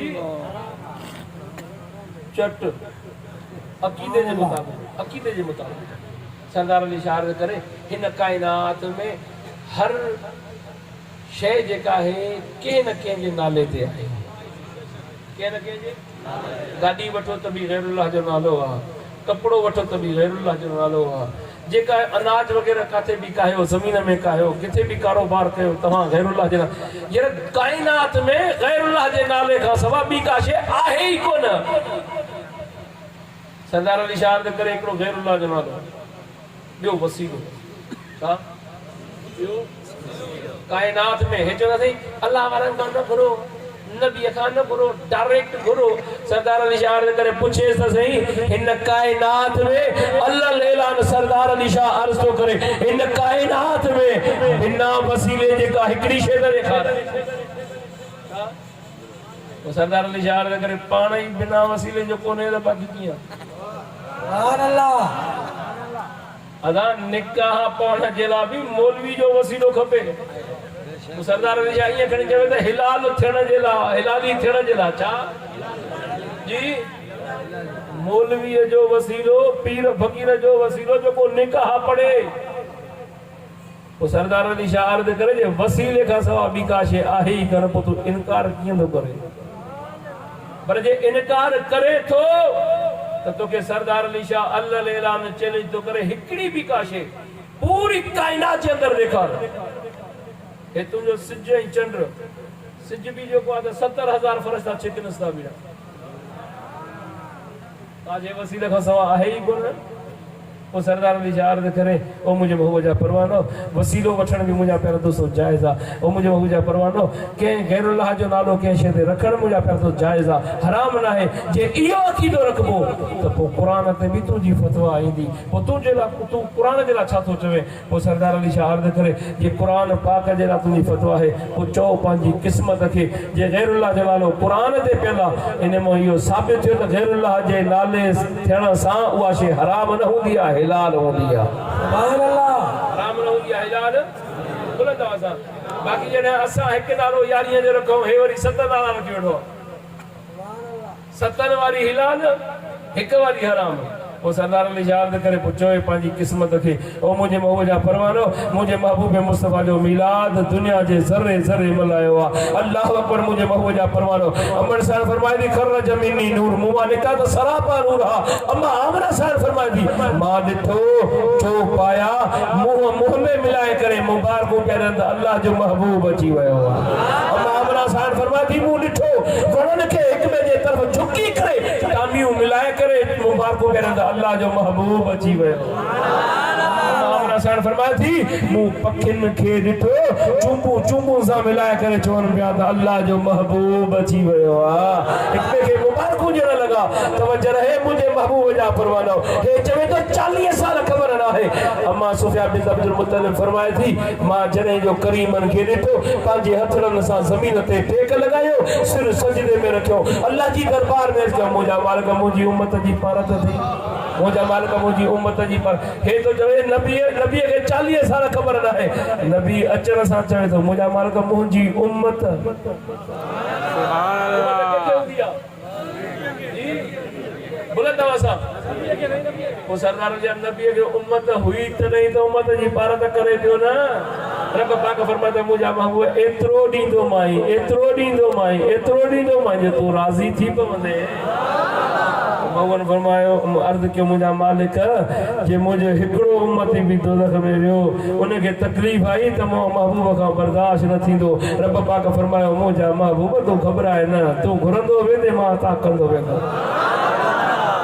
छो त मुझा महबूब जे तोखे एडी गणती आ पंहिंजी उम्मत जी हर वक्त तात उम्मत जी करीम मां तोखे रहमत लिल आलमीन करे मोकिलियो आहे जेस ताईं रहमत तुंहिंजी हिननि में हूंदी इन्हनि ते अज़ाब ओ मुझे महबूब जा परवानो मुझे महबूब करीम कायना जे सरदार रहमत लिल आलमीन मुझे महबूब जा परवानो तव्हां सां ते रहमत आहे तॾहिं असां केॾियूं न ख़तरागारियूं गुनाहगारियूं ॿियनि नबियुनि जे टाइम में गुनाह करे हा त सूरत मटिजी वञे हा मुझे महबूब जा परवानो गुनाह कंदड़ खे न रोके हा माण्हू त मुंहिंजा पहिरियों त तव्हां शहर केतिरा ई जमा गर्क थियल ॾिठा हूंदा जे हिकिड़े गुनाह न करण जे वारे खे न रोकण जे करे रब पाक मुंहिंजा पहिरियों पूरो शहर गर्क करे छॾे मुंहिंजे महबूब जी रहमत आहे तव्हां सां में केॾियूं ख़ताऊं हुन अज़ाब नथो अचे सुभान अल्लाह रहमत ही रहमत तवज्जो रहे महबूब मुस्तफा जी आमद थी दुनिया जे ज़र्रे ज़र्रे खुशी मनाई अबू लहब जी नौकरानिया सोबिया नाले ड्रोड़ी वञी चवे थी अबू लहब सब का पीड़ा खुशखबरी मां तोखे थी ॿुधायां कंहिंखे ख़बर कान्हे का त तुंहिंजे सोट जे घर में पुट जावा या खुशखबरी मां तोखे ॿुधाई आहे त अबू लहब चवे थो मुंहिंजे सोट खे पुट जावा कि हा तुंहिंजे सोट खे पुट जावा इन खुशीअ में तो मूंखे खुशी ॿुधाई आहे हाणे मां तोखे खुशी थो ॿुधायां वञ मां तोखे आज़ाद कयो इन शहज़ादे खे वञी खीर पीआ सुभान अल्लाह बिना मुंहिंजो इशारो कयो बिना मुंहिंजो मुंहिंजे मऊ जा परवानो जॾहिं जो मरी वियो ख्वाब में ॾिठो पुछो सॼे ख़बर छा मामलो आहे चए थो दोदख जी बाहि साड़ी दी आहे ज़मीन पीड़ींदी आहे हेॾो जी पासरियूं हेॾो जी जे रात मां सोबिया खे पंहिंजो सोट जो पुट सम्झी करे आज़ाद हिन ॿिन अमरनि सां कयो उहा रात ई ॾींहुं अल्लाह तबारक व तआला जन्नत जी दरी खोले ॾींदो आहे हिक आंगन मां खीर ॿी मां माखी वहंदो आहे सॼी रात सॼो ॾींहुं सुकून अची वेंदो आहे पूरे हफ़्ते जो अज़ाब मूंखां दोज़ख जी बाहि ज़मीन जी पीड़ मूंखां विसरी वेंदी आहे जे महबूब मुस्तफा जे दुश्मन सोट जो पुट करे मुंहिंजा पर खुशी मल्हाए रब उनखे बि उन रात ई दी जन्नत जी में इनाम दे तो असां त उम्मती थी करे मिलाद था सुभान अल्लाह ये दिल ठारे करे तो असां त उम्मती थी करे उन नबी जी खुशी मल्हाए रहिया आहियो सुभान अल्लाह असां मिलाद के हराम ऐं हे वरी 7 साला करे जशन छा जी असां 12 रबीउल अव्वल ते रैली कढो चई सही मिलाद हराम पूछे से 12 महीने में तू घणा वेली पढ़ंदो आहे? जी हे साईं हज़रत अबू बकर जी आहे, हे हज़रत उमर फारूक जी आहे, हे हज़रत उस्मान गनी जी आहे। नौकरन जो शान गाए जे नौकरन महबूब ते कलमो पढ़ियो जंहिंजो शान मर्तबो साहबा जो बुलंद थियो उन जे नबी खे भी त मञो। सुभान अल्लाह। हज़रत अबू बकर सिद्दीक़ जे नबी खे त मञो, नबी खे न मञींदो बाक़ी अबू बकर सिद्दीक़ खे मञींदो। तुझी मर्जी आहे, न मञ त न मञ, असां त मञींदासीं। असां चवंदासीं हज़रत अबू बकर सिद्दीक़ जो नबी जेको तव्हां असांखे करीम रहमत लिल आलमीन मिलियो आहे उन जो मुंहिंजे महबूब जा परवानो तव्हां असांखे हज़रत अबू बकर सिद्दीक़ सबक ॾिनो आहे त मुंहिंजो महबूब करीम रहमत लिल आलमीन बेमिसल नूर पी बेमिसल महबूब करीम कायनात जे सरदार जी बशरियत भी बेमिसल इल्म भी बुलंद हो सा इल्म भी तो मुझे महबूब करीम कायनात जे सरदार जे इल्म मुझा प्यारा दोस्तों अम्मा आमना सन फरमाए त पत्थर मुबारक प्यारन हैदर करार शेर खुदा का रिवायत हैदर करार शेर खुदा फरमायो मक्के पाक जे पहाड़ी इलाके में गुजर थियो करीम फरमायो इन पत्थर के निहार हैदर करार फरमायो मां पत्थर के निहारियो हैदर करार शेर खुदा फरमायो करीम रहमत लिल आलमीन फरमायो ए हैदर जदई मां पांजे अमन जे पेट में हुयम हिन पत्थर मुते दरूद सलाम पढ़ियो अज पे हिन पत्थर के सुजानी दो आया जे सरदार निशा अर्ज करे अमन जे पेट मां पत्थर के सुजाने सकन था त पो गुंबद खिदरा मां तो असांखे ते सुजाने सकन था।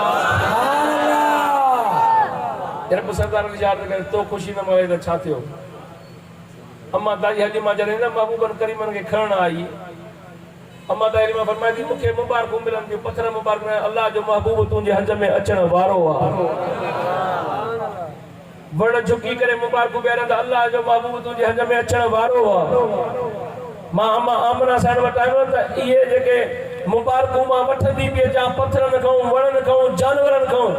त अम्मा आमना जे हरी मां वे त तोखे तारीफ त कराया न इन महबूब जरे मुझे पेट में आया त मुखे खबर कान हुई मुखे कुरैश खानदान जे जानवर ने मुबारक दी अम्मा आमना मुबारक थई अल्लाह जो हबीब तुझे पेट में अची वियो अते वजह में पत्थर मुबारक दी अम्मा आमना मुबारक थई अल्लाह जो हबीब तुझे पेट में अची वियो वण चुकी मुबारक बेरन अम्मा आमना मुबारक थई अल्लाह जो हबीब तुझे पेट में अची वियो अम्मा ताई मां फरमाई थी त मुखे वण भी मुबारक बेरन पत्थर भी मुबारक बेरन त अल्लाह जो महबूब तुझे हज में अचण वारो आ अल्लाह जो महबूब तुझे हज में अचण वारो आ अल्लाह जो महबूब तुझे हज में अचण अम्मा जिए चंदाल कई त मुखे वण भी मुबारक प्यारन पत्थर भी मुबारक प्यारन अम्मा दाई हलीमा थी जे मां बेताब थी करे अर्ज की मां इन जो दीदार न करा अम्मा दाई हलीमा थी फरमाए त अम्मा आमना फरमायो त सामो आरामी हिन कपड़ो मुबारक दिनो पियो मां जिए जो करीब आयम त मिठड़ो गोगरो प्यारन गोगरो जिए जो बुधम मां बेताब थी खबर कान पई चादर मुबारक जिए जो लाई दी हुआ तो चादर दिनो है जो गोगड़ो पे हणन आरामी हा पर चादर लाथम लबन ते मुर्क इंदी वई मुजी छाती में चुरपुर थींदी वई आसमान रोशन थींदो वयो। अम्मा दाई हलीमा थी फरमाए किन रिवायत में अचे तो अम्मा दाई हलीमा जो सजे पासे जो खीर सुकल हो मुझे बहु जा परवानो अम्मा दाई में फरमाया थी जे जो मगो ने मुर्क ज़बान चपन ते इंदी वई मुझे छाती में चुरपुर थींदी वई हाने दिल में ख्याल थी त रहमतन वारो बरकतन वारो अम्मा आमना भी या गाल कई है के मुखे मुबारक मिलन पियो अम्मा आमना सान के अर्ज की अम्मा हिन के त वठ दिल में इरादो थे तो मता घर वारो यतीम समझी करे न खणी हले वनी ने के राजी त कया मिंतू त कयास अम्मा दाई में फरमाई थी मां जने घर को चाउ तो बाहर त बिनी त न सरे ओ हलीमा हेदे दा ओ हलीमा हेदे दा जे वास त छतो दाहू करे जे दाहू इन जे तो करे कया त दाची जेका हदा आई खल हुई गनेड़ो जेको हदा आई खल हुयो हाने दिस त सही रहमत वाले जी दरबार में आयो हूं थुला मतारा थी आया गदा कुने मथे कुने थोड़े थुलो मतारो थी वियो दाची के त निहार जेका साह में मरे पई थुली थी वई आहे पर थणनि मां खीर हारजे थो बीहे ई नथो।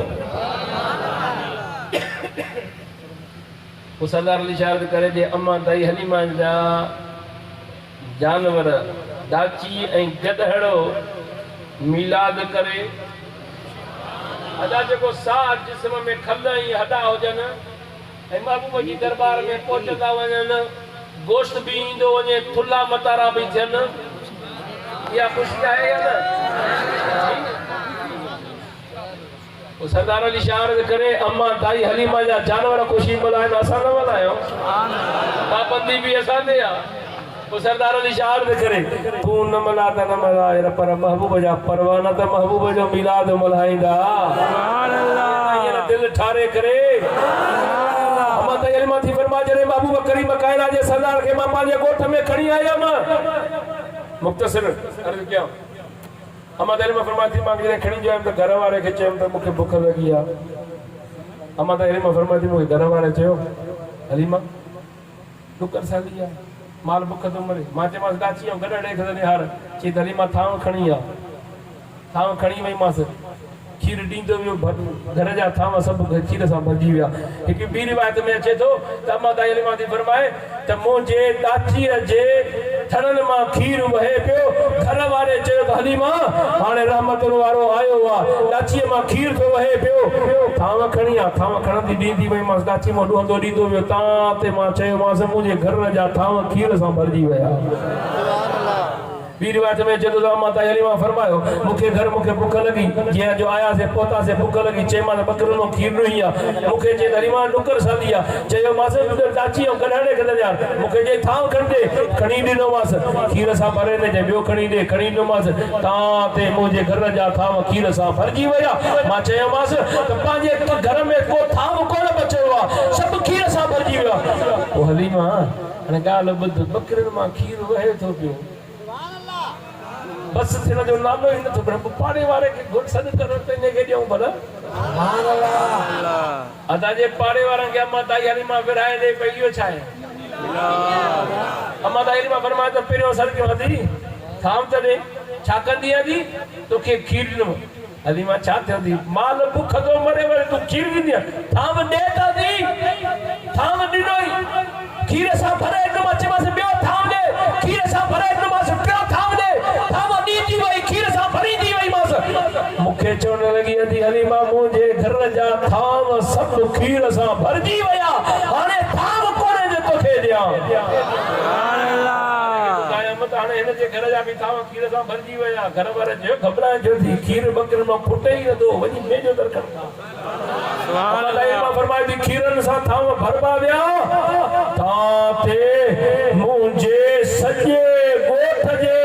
घरनि जा थाम खीर सां भरजी विया पर बकरियुनि जो मिलाद सरदार अली शाह मिलाद चवे ॿियो को चवे न चवे पर सरदार अली शाह अर्ज़ करे बकरियुनि जो अम्मा दाई हलीमा जो बकरियूं मिलाद सुभान अल्लाह। सरदार अली शाह अर्ज़ करे ॻाल्हि ॿुध सिर्फ़ नबीअ जो दुश्मन सिर्फ़ ख़ुशी करे पर ॿिए जे नाले ते ई ख़ुशी करे सोट जे नाले ते ई ख़ुशी करे त उन सोट खे पुट ॼाओ आहे तव्हां सां त उन ते कलमो पढ़ी करे ख़ुशी था मल्हायो। तो सरदार अली शाह अर्ज़ करे उन जी ख़ुशी त जानवर बि कनि था। अम्मा दाई हलीमा थी फरमाए राति सुतम सुबुह उथां त पूरो मुंहिंजो ॻोठ पाड़े वारा मुंहिंजे घर में हलीमा एॾो पैसो मिले थी एॾी मिर्च त मिली थी हदी छो तव्हांखे केरु चयो आहे हदी हलीमा तो घर जी एॾी चरागा कई आहे असांजो ॻोठ त जो घर ॻोठ जा घर त रोशन रहिया पर पाड़े जे ॻोठनि जा बि घर रोशन रहिया उन्हनि खे बि बती बाल जी ज़रूरत कान पई। अम्मा दाई हलीमा थी चवे ओ दी हूअ घर में ॾीओ त ॿारींदी हम हाणे उन ॾीए जी बि ज़रूरत कान्हे का। अम्मा दाई हलीमा छो चई त रहमतुनि वारो जो अची वियो आहे नूर वारो जो अची वियो आहे इन जे नूर जी रोशनी जे करे मुंहिंजे घर में तो रोशनी है पर मुझे इलाके में ही रोशनी है मुझे रब पाक तो खे अखियुनि में रोशनी ॾिनी आहे त पोइ महबूब जी रोशनी खे बि सुञाण बाक़ी हाणे ॾेखार पोइ सरदार अली शाह जे करे पहिरियों त लानतीअ खे त ॾिस पोइ सरदार अली शाह जे करे उहो महबूब जा परवानो जंहिं नबीअ सां प्यार कयो आहे उहो पंहिंजे महबूब मुस्तफा ते जंहिं कलमो पढ़ियो आहे जंहिं पंहिंजे अक़ीदे सां कलमो पढ़ियो ला इलाहा इल्लल्लाह हाणे सरदार अली शाह हिकिड़ो सवाल थो करे सारी ज़िंदगी तव्हां अधु कलमो पढ़ो ला इलाहा इल्लल्लाह ला इलाहा इल्लल्लाह ला इलाहा इल्लल्लाह मुस्लमान चओ तव्हां असांखे महीनो ॾिनो वेंदो आहे नबी तव्हांखे फ़ाइदो कहिड़ो थो ॾे सरदार अली शाह जे करे त सारी ज़िंदगी ला इलाहा इल्लल्लाह चओ मुस्लमान कोन सॾिबे हिकु दफ़ो चओ मुहम्मदुर रसूलुल्लाह दोज़खीअ मां पोयां बि ॻाल्हायो दोज़खीअ मां हिकु दफ़े नाले खणण सां दोज़खीअ मां जन्नती फ़ाइदो आहे या न पर जंहिं अक़ीदे सां मुहम्मद रसूलुल्लाह चयो पोइ सरदार अली शाह अर्ज़ करे त मुहम्मद सल्लल्लाहु अलैहि वसल्लम अल्लाह जो रसूल अल्लाह जो रसूल अल्लाह जो रसूल हाणे मूंखे ॿुधा फ़ैसिलो तूं कर असां वारा चवे हा सही बस नमाज़ पढ़नी आहे क़बूल त अल्लाह कंदो न क़बूल केरु कंदो अल्लाह बि ॾिसी वञी क़बूल कंदो न छो त फ़रिश्तनि जी रब पाक फ़रिश्तनि खे बि निहारे करे फ़रिश्तनि नबीअ जी अताअत रब जो हुकुम मञे नबीअ जी अताअत कई रब फरमायो जन्नत में रहो जंहिं नबीअ जी अताअत न कई जन्नती जन्नत में रहण वारो रब फरमाए त क़यामत ताईं लानत अथई हाणे जंहिं मुहम्मद रसूलुल्लाह करे वञो ऐं वरी मुहम्मद रसूल अची ॾेखारियो काथे आहे अदा आहे कंहिंखे चवंदा जी आए के चवंदा मौजूद हुई पोयां बि ॻाल्हायो आए के चवंदा अन्नबियु औला बिल मुमिनीन मिन अनफुसिहिम नबी मोमिनन जी जान औला अञा वेठो सुभान अल्लाह मोमिनन जे केजे शर्ता छा शर्त इहो आहे त नबी मोमिननि जी जान यानी साह हाणे फ़ैसिलो तव्हां कयो वार बराबरि जिस्म खां साह परे कयो माण्हू बचंदो पर हाणे फ़ैसिलो तूं कर रब चवे थो औला अञा वेझो मूं चयो नबी कंहिंजे वेझो हाणे जेको तोखे चवे त मदीने में आहे हिते न आहे त सम्झ में ई रही जी पोयां ॻाल्हायो सम्झ में ईंदी जेको चवे त मदीने में आहे हिते न आहे त पोइ क़ुर पाक जो इनकारी रब फरमाए थो अन्नबियु औला बिल मुमिनीन मिन अनफुसिहिम नबी मोमिननि जी जान खां साह जे खां बि महबूब जिस्म खे वेझो आहे कंहिंखे मोमिन जी मोमिन हाणे जेको चवे मदीने में आहे पोइ पक सम्झा त मोमिन बोलंदा असां मोमिन मुंहिंजे महबूब जा परवाना मुंहिंजे महबूब करीम काइनात जे सरदार सल्लल्लाहु अलैहि वसल्लम जी दुनिया जे ज़रे ज़रे ख़ुशी मल्हाई आहे जे अबू लहब सोट जो पुटु सम्झी करे ख़ुशी मल्हाए रब उनखे बि उहा राति ऐं मुंहिंजा घर ॾींहुं इनाम ॾे तव्हां असां त उन नबीअ ते कलमो पढ़ी करे उम्मती थी करे मिलाद मल्हायूं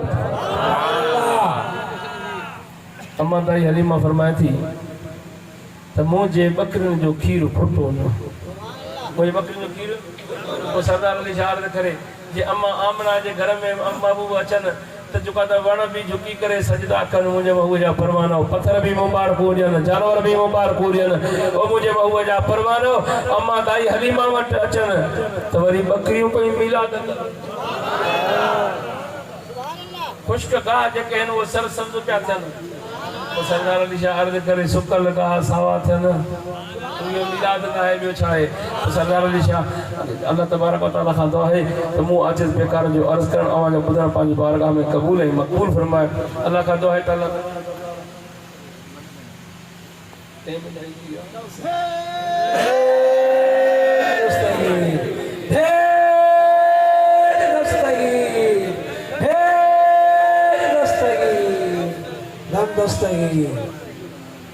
सरदार अली शाह चवंदा था कादरी निंद्र कंदा आहियूं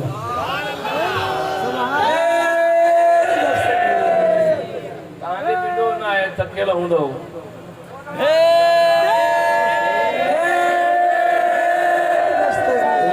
ईअं न इश्क वारो नारो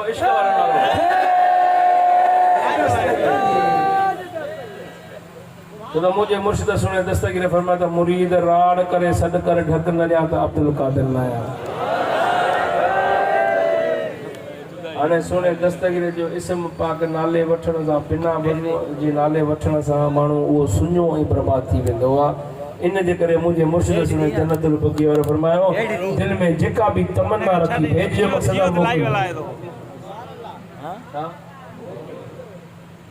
पंहिंजे दिल में मक़सद जेको भी रखी करे दस्तगीर के अर्ज कर दस्तगीर फरमायो त ए मुरीद ओ मुरीद राड करे सद कर यानी दिल वारे अकीदत वारी राड कर सद केड़ो कर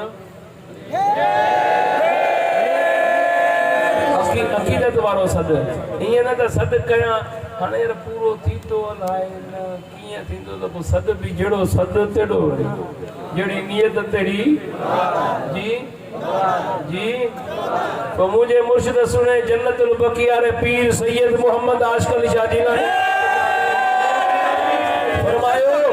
पैसा खर्च न कर मुसीबत अची वई परेशानी अची वई मायूसी अची वई दुनियावी दरवाजा बंद थी वई मिट माइट छड़े वई अजीज छड़े वई औलाद छड़े वई बस पीरन जे पीर दस्तगीर जे यारीअ जो इरादो कर पैसा खर्च न कर जे इरादे करण सां उन माल रहमत बरकत से शामत करी वई ओ जन के भी दस जा तैयारी कर दिल ठारे करे तो जन के भी दस दे तैयारी कर जे सद सां शामत न तरई मुसीबत न तरई तो पोइ सरदार अली शाह के हथ न ॾिजां छो त कूड़े माण्हू सां हथ न मिलाइबो आहे जे यारीअ वारे खे सद करे उन महिल करम थिए त पोइ यार गन खे बि ॾस ॾिजां त पीरनि जे पीर दस्तगीर जी यारी कर यारी यारी ईअं थो रही आहे पीरनि जे पीर दस्तगीर यारीअ जो इरादो तो करे ॾिस न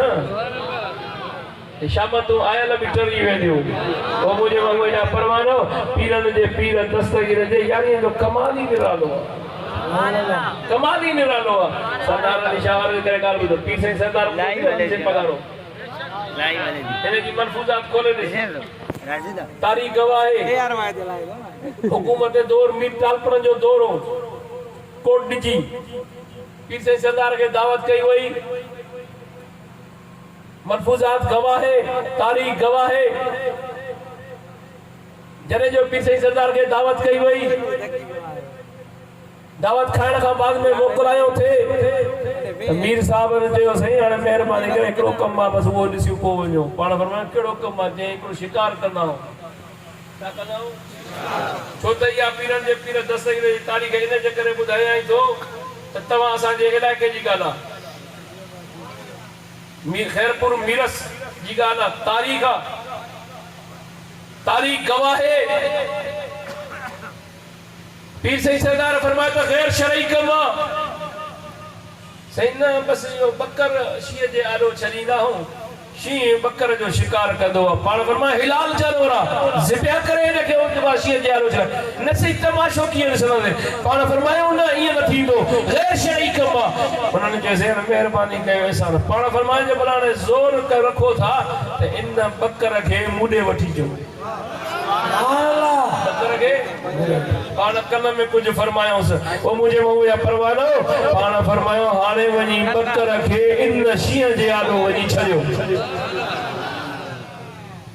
खैरपुर मिरस तारीख कोट जी तारीख आ मीर टालपुरन जे नौकर वनी उन शीह जे आलो जो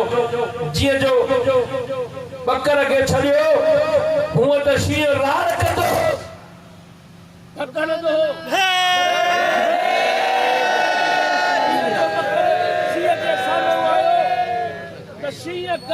झुकाई बकर टक्कर हण शुरू कया सुभान अल्लाह हमरा आहे कर मुंह करियो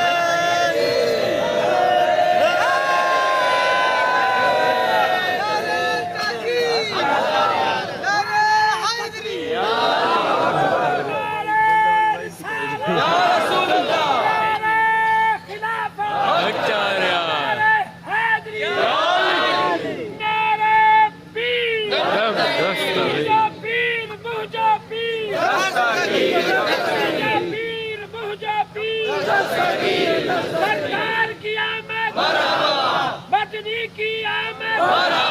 बनठार की आमद सोहने की आमद बनठार की आमद इन्हें के विवाह से लग रहा मुझे ख्याल में रहता बकर जिए जो शीं जे आडो आयो शीं गर्दन झुकाई शीं गर्दन झुकाई तारीख गवाह है बकर टक्कर हण शुरू कया दुनिया परेशान आओ तो भी यहाँ से को पैसा बता दे यहाँ से मुझे बदलो भी लोग आते जहाँ से लाउड बंद करे तो ही मेरे जो बात है हाँ मेरे कुछ बताए दे जहाँ कुछ रखे ये नच मत कहीं कर भेज सके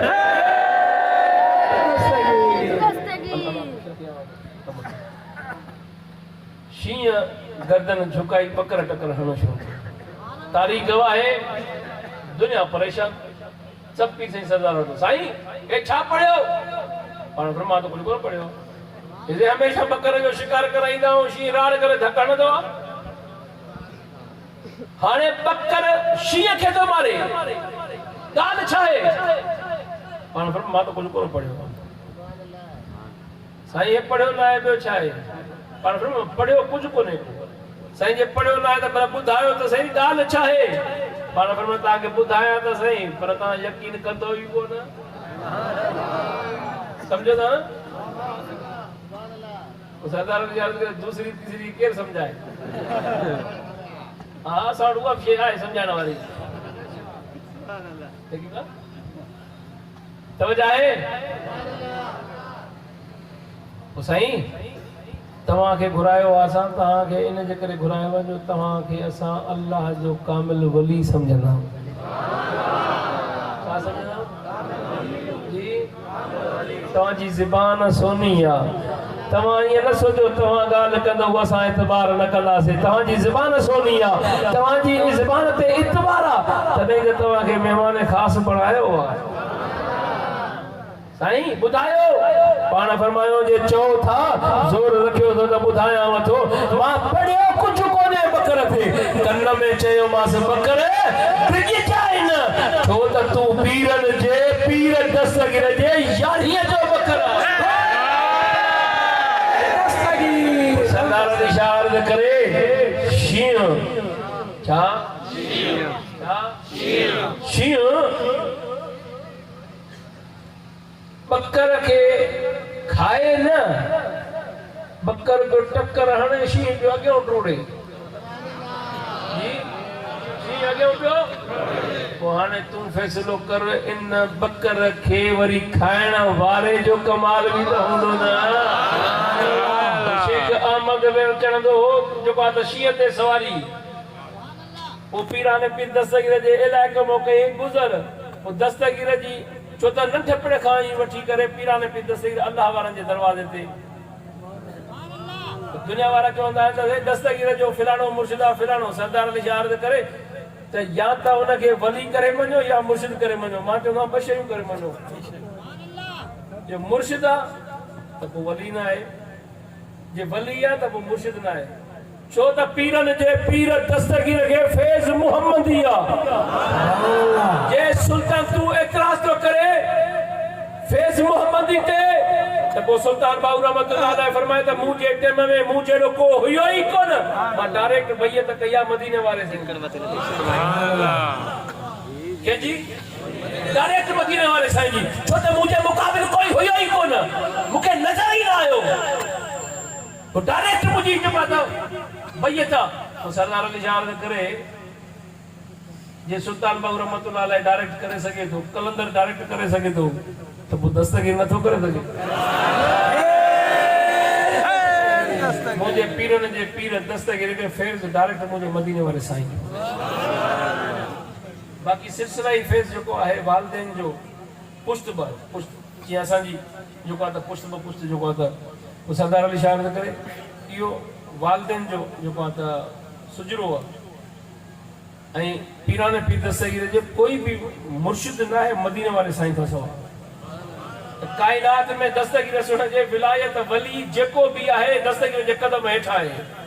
ठंडी दुनिया का वठी करे मुकद्दी दुनिया ते ठंडी दुनिया का सुल्तान बाबू रहमतुल्लाह अलैह उवैस करनी जे ला लिखियो अब्दुल कादिर अरबली रहमतुल्लाह अलैह उवैस करनी जे ला लिखियो ये सरदार अली शाह करे जे उवैस करनी गर्दन झुकाए सुभान अल्लाह जुनैद बगदादी रहमतुल्लाह अलैह चौथी सदी जो गर्दन झुकाए वो दुनिया में केर रहे वो सरदार अली शाह करे बा यजीद बुस्तामी रहमतुल्लाह अलैह मज़ार मां उथी करे चवे मुझे अबे मुझे दादे मुझे अकिन मथे ते दस्तगीर जो कदम सुभान अल्लाह उथी बा यजीद बुस्तामी रहमतुल्लाह अलैह अज जो मुलाजी नसीब हुइयो अरे कदम हुइयो अरे बा यजीद बुस्तामी रहमतुल्लाह अलैह कब्र में उथी करे अशरफ अली थानवी त ये लिखियो आ तो जी हजरत इब्राहिम मिसाल देकर समझो जी हजरत इब्राहिम अलैहिस्सलाम जो आवाज रब पाक फरमायो तो हजरत इब्राहिम हाने काबतुल्लाह ठायो थी मुसलमानों के सदके जेके आलम अरवाह में हा आलम पुश्त में हा आलम बदन में हा आलम दुनिया में हा उन्होंने सबनी चयो लब्बैक लब्बैक चई करे जवाब दिनो हजरत इब्राहिम अलैहिस्सलाम जे आवाज वांगुर रब पाक फरिश्तन जे जरिए सबनी आलमन में आलम अरवाह आलम पुश्त आलम बदन आलम दुनिया आलम बरज़ख यानी कब्रन वारन के भी पैगाम पहुंचायो है सरदार अली शाह करे मु किताब लिखियो कदमी हाज़ही अला रकबत कुल्ले वलीदा उन्हें में रिवायत करनी है बा यजीद बुस्तामी रहमतुल्लाह अलैह के जरे फरस्तर उठारियो सयो तो अल्लाह जे महबूब सुभानी ऐलान कयो कदम जो तमाम भी शरफ हासिल कयो बा यजीद बुस्तामी रहमतुल्लाह अलैह अल्लाह सा गला मुजा मालिक अब्दुल कादिर जिलानी के मुते फौकियत दी शान बुलंद के हिम्मत को रब पाक फरमाए टिन शयन जे करे कैसे करे आयत बुस्तामी रहमतुल्लाह अलैह अल्लाह जी दरबार में दर्ज करे मुजा मालिक जे टिन शयन जे करे मतलब वो बोलो तो क्यों थी त मुझे दादे मुझे अबे ऐ मुझे अखिन ऐ मथे ते सुने अब्दुल कादिर जिलानी जो कदम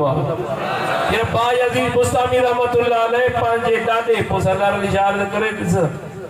बा यजीद बुस्तामी पांजे दादे ऐ पांजे अबे जो नालो खणे तो यानी मो साबित थियो तो उहे भी वली हुया बाकी तोसवी रहमतुल्लाह अलैह जी मां के रिवायत नी आ मां वो बयान नथो कया बाकी जी साईं पंजाब की ज़बान हुई साईं जन जो को फरमायो आ वो किताब जरे मुझो पढ़े त या जरूर रिवायत पढ़ जा जो पांजे पीर ते कदम नथो मने हां तोसवी रहमतुल्लाह अलैह जी रिवायत पढ़ जा साईं त कादरी सा वने पया तोसवी रहमतुल्लाह अलैह जा मुरीद उन्होंने वठी पे पांजे मुरीद जी तारीफ कई त उन कादरी जे जेको भी ताजे पीर जो शान आ पर आहे त मुझे पीर जे कदम हेठो ना और तोसवी जे मुरीद जे असां जे पीर ते कदम ना वो तोसवी रहमतुल्लाह अलैह जी ज़बान पंजाब की उन्हें सुठो जो का लफ्ज चयो पर मां वो बयान नथो कया पर एतरो चवा थो त उन बुजुर्ग ये चयो जे बदबख्त मुंजा मुरीद मुखे वली समझना त कदम मञना सुभान अल्लाह जेको लग बुजुर्ग चवा वो मां नथो चवा